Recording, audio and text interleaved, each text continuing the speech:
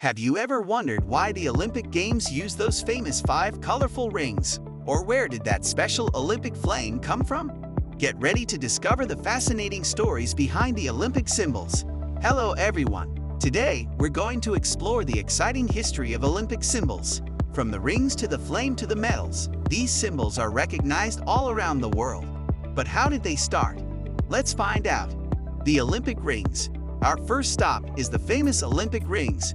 You've probably seen them everywhere during the Olympic season. But do you know what they mean? The Olympic rings were created way back in 1912 by a man named Pierre de Coubertin. He was one of the founders of the modern Olympic Games. Coubertin wanted a symbol that would represent the unity of the 5 continents. The 5 rings are blue, yellow, black, green, and red. These colors were chosen because at least one of them appear on the flag of every country in the world at that time. Pretty clever, right? The rings first appeared at the Olympic Games in 1920 in Antwerp, Belgium. Since then, they've become one of the most recognized symbols in the world. You can find them on flags, medals, and even on athletes' uniforms. The Olympic flame. Now let's talk about something cool, the Olympic flame. Have you ever seen it on TV, being carried by runners? It's quite a sight. The Olympic flame has a history that goes back to ancient Greece. In those times, a fire burned throughout the ancient Olympic Games.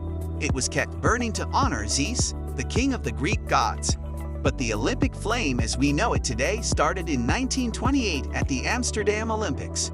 It was lit for the first time in the modern era and has been a part of every Olympics since then. Here's where it gets really interesting. Before each Olympic Games, there's a special ceremony in Olympia, Greece. This is where the ancient Olympics were held.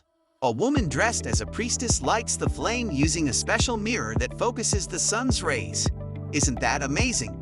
They're lighting the flame the same way they did thousands of years ago. Olympic medals.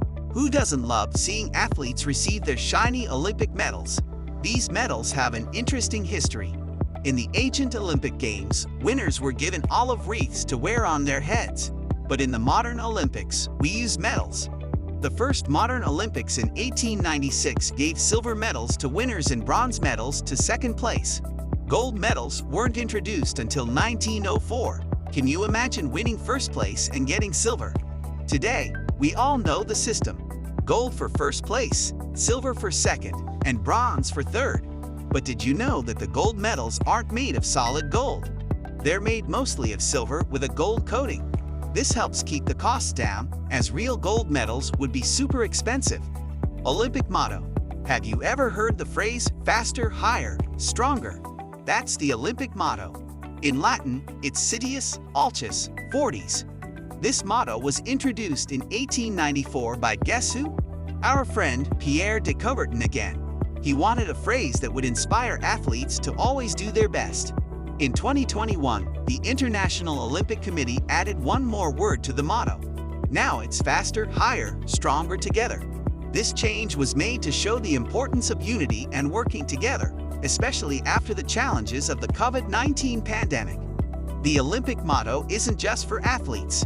It's a great message for all of us to always try to improve and work together.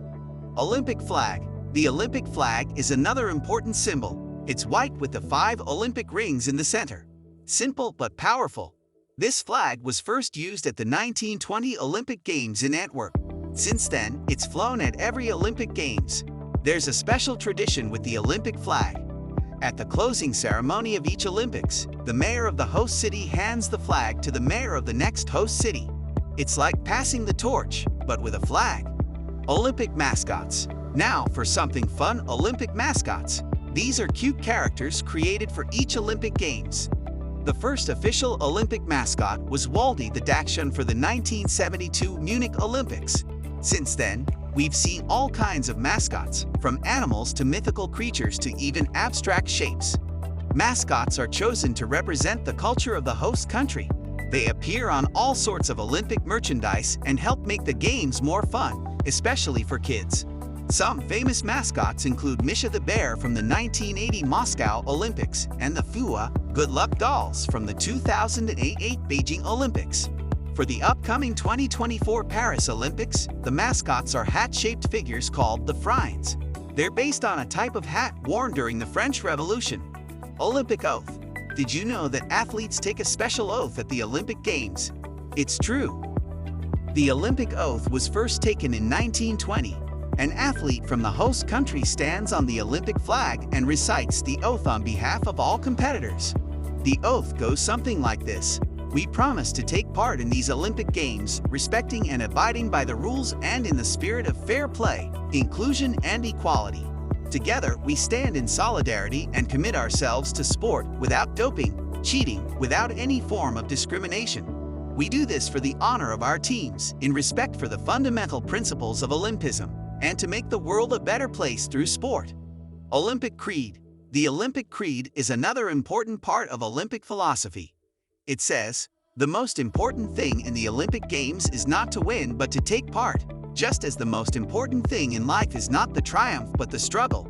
The essential thing is not to have conquered but to have fought well. This creed reminds us that it's not just about winning, it's about doing your best and enjoying the experience of participating. It's a great lesson for all of us, whether we're athletes or not. Olympic Village. Have you ever wondered where all the athletes stay during the Olympic Games? They live in a special place called the Olympic Village. The Olympic Village is like a small city built just for the athletes and their coaches. It has everything they need: bedrooms, cafeterias, training facilities, and even entertainment areas. The first Olympic Village was built for the 1932 Los Angeles Olympics. Before that, athletes had to find their places to stay. The Olympic Village is a place where athletes from all over the world live together. It's a great opportunity for them to meet each other and make friends from different countries. Many athletes say that living in the Olympic Village is one of their favorite parts of the Olympic experience. Olympic Hymn. Did you know the Olympics have their special song? It's called the Olympic Hymn. The Olympic Hymn was written in 1896 for the first modern Olympic Games in Athens. The music was composed by Spiros Samaras, and the words were written by Kostis Palamas, both from Greece. This beautiful song is played at every Olympic opening ceremony when the Olympic flag is raised. It's also played at the closing ceremony when the flag is lowered. The hymn is sung in Greek, the language of the ancient Olympics. Even if we don't understand the words, the music helps us feel the spirit of the Olympics. Olympic Laurel. Remember how we said ancient Olympic winners got olive wreaths?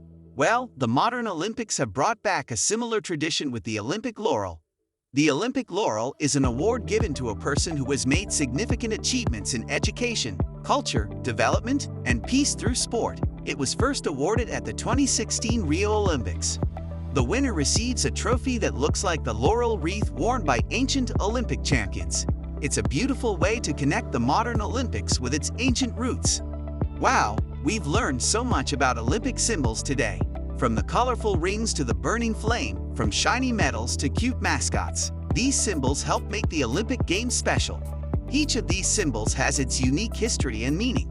Together, they represent the Olympic values of excellence, friendship, and respect.